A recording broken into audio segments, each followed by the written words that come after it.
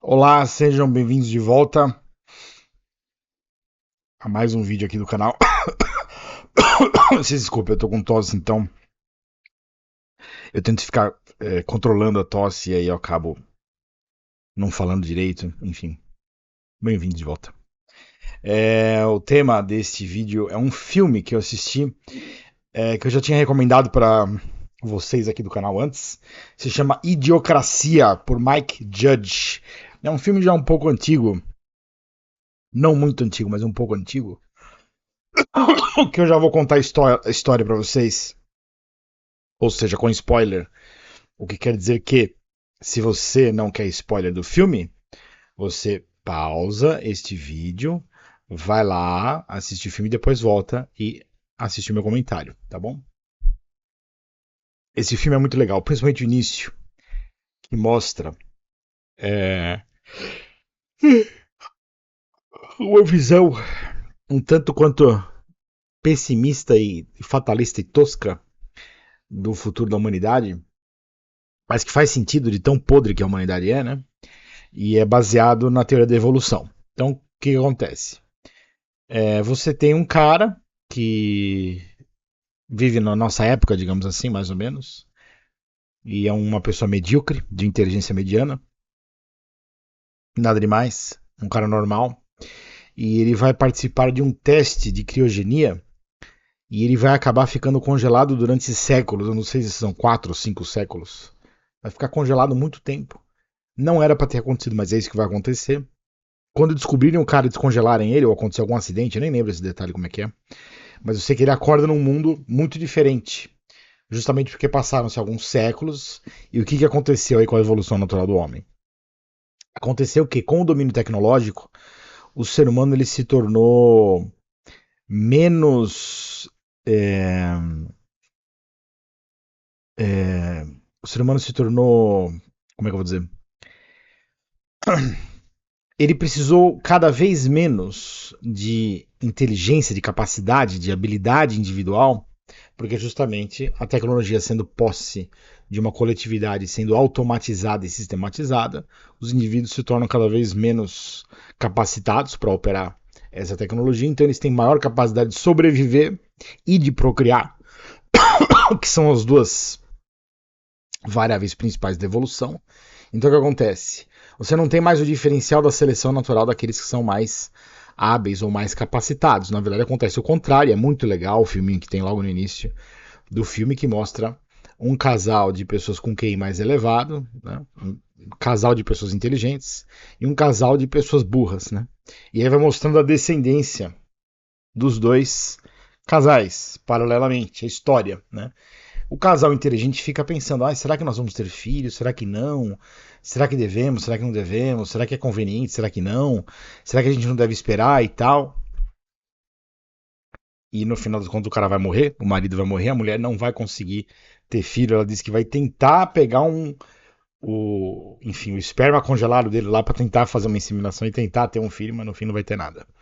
Versus o casal de burros que vai procriar que nem animal, vai gerar um monte de descendentes, vai ter um monte de filhos, um monte de netos. Então o mundo vai ser povoado por uma massa de pessoas burras. Justamente porque o diferencial do coeficiente intelectual não é mais necessário para a preservação da espécie, por causa da sistematização das conquistas tecnológicas. Tá? É até uma ideia interessante, uma premissa interessante desse filme. Né? E o que vai acontecer é que o nosso amigo aí vai ser descongelado no futuro. E ele, com uma inteligência medíocre da nossa época, lá vai se tornar um gênio, praticamente ele que vai resolver todos os problemas da humanidade, principalmente um problema de escassez de alimentos, porque simplesmente o pessoal está pulverizando, né? Está irrigando as lavouras com Gatorade, ao invés de água. Alguém teve essa ideia. Né? E, obviamente, é um desastre, né? Existe todo um colapso da, da produção de alimentos. E o cara simplesmente descobre, é um idiota, né, como qualquer um da nossa época, como qualquer um de nós, né? Ele chega lá e fala: não, mas espera aí, por isso que vocês não estão conseguindo produzir alimentos, vocês estão irrigando as lavouras com Gatorade. É só botar água que vai voltar a funcionar. De repente, ele descobre isso é um gênio e salva a humanidade, né? É legal o filme, é engraçado, né? E eu vou fazer um comentário aqui para vocês, tá? Idiocracia. Esta quase profética comédia mostra uma visão do futuro com base numa insuspeita consequência da evolução depois das maiores conquistas tecnológicas, perdão, econômicas e sociais do século XX.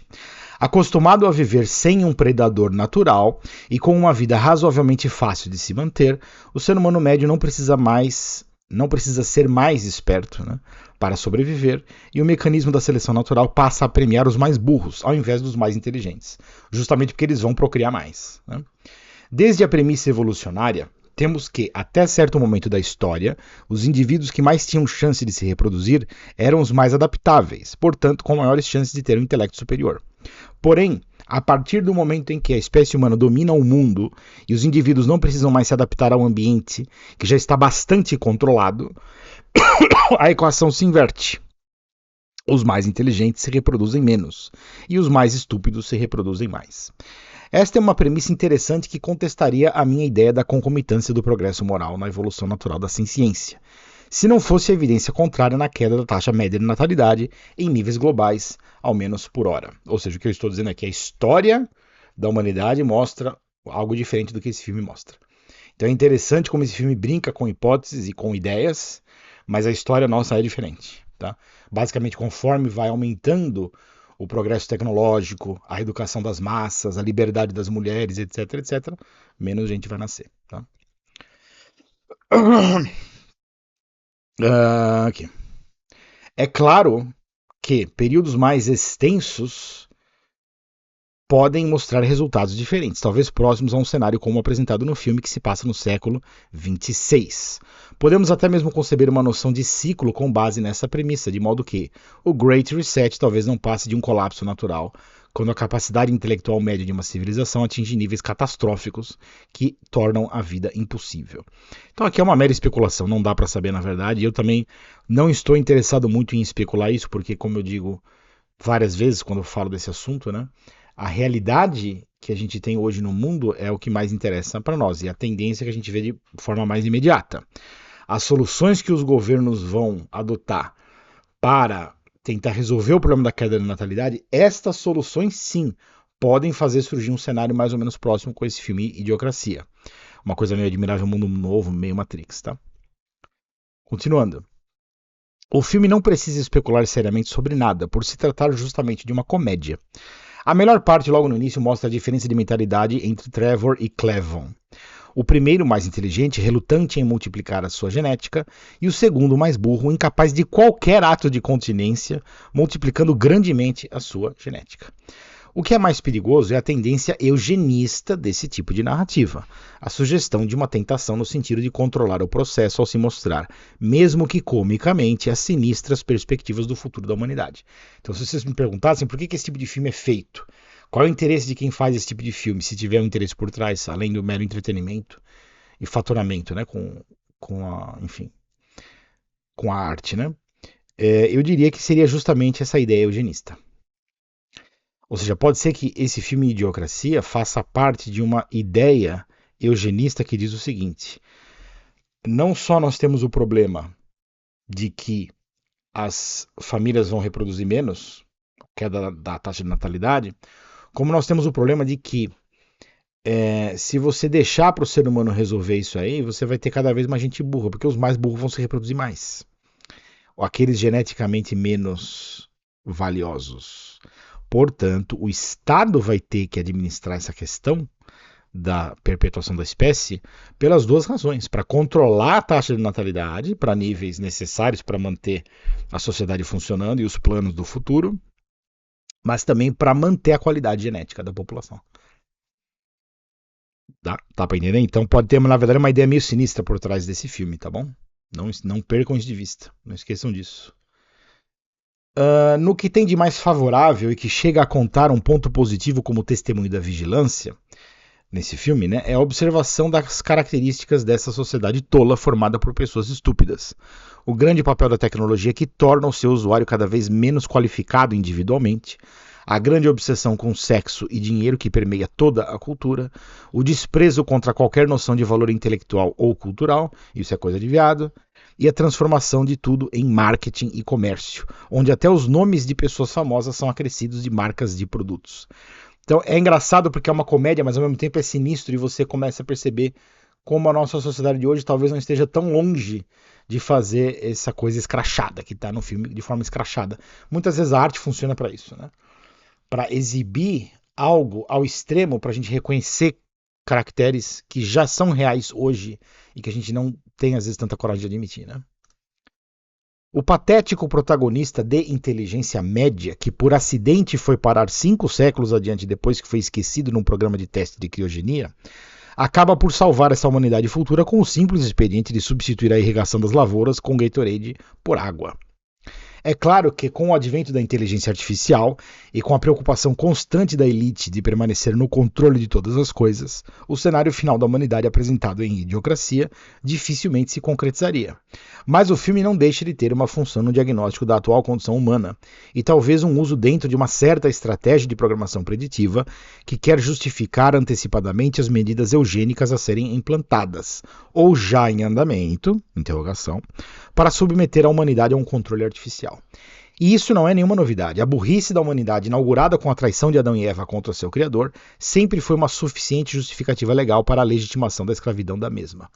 Ou seja, o sistema da besta, que é o sistema que o diabo usa para governar o mundo, ele é mantido pela estupidez humana. Enquanto o ser humano for estúpido, repetir Adão e Eva, o pacto original, né, o pecado original, vai dar recursos, né, vai dar legitimidade para o governo do diabo e para o sistema da besta. Por isso que nós, se formos separados pela escolha de Deus para buscar a Deus e não servir a esse sistema da besta, a gente não tem que ficar contra o sistema da besta. Não é bem assim que funciona. Porque isso aí é justo que esteja aí. É por isso que Deus permite. Tá? Então a nossa luta não é exatamente contra o mundo nesse sentido. É contra o mundo no sentido espiritual. Ou seja, contra a nossa participação neste mundo e contra a legitimação deste mundo. Ou seja, contra a mentira. Mas não quer dizer que você vai lá destruir o sistema da besta. Ele está lá porque Deus permite, porque o ser humano médio é idiota. Tá?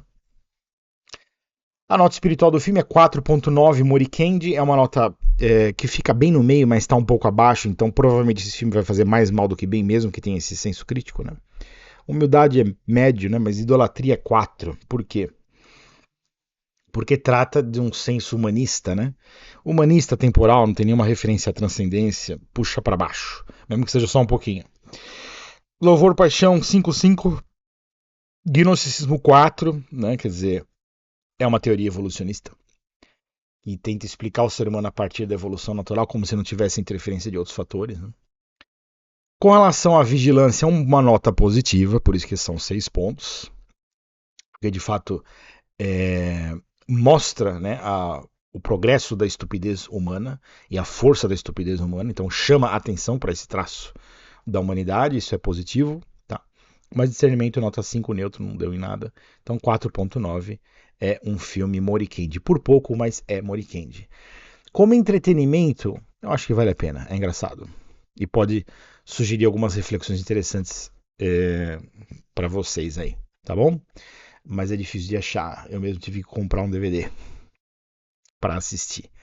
Né? Eu acho que os serviços de streaming, eles têm uma função maior do que apenas coletar dinheiro, né? Do jeito que eles coletam, de forma contínua, né, com as assinaturas.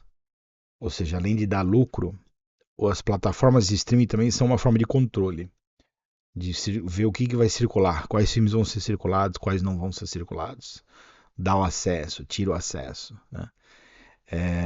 De modo que no futuro, talvez quem tem uma videoteca, né, ou DVDteca, vai ser uma pessoa como uma pessoa que hoje tem uma biblioteca, né, em casa, por menor que seja, com livros que talvez não sejam mais encontrados em lugar nenhum, né? Pode ser algo interessante. Mas enfim, aí já é uma outra digressão e um outro problema. Tá bom? Muito obrigado a todos que tenham assistido este vídeo. Agora vocês no próximo. Fiquem com Deus e até a próxima. Obrigado, tchau, tchau.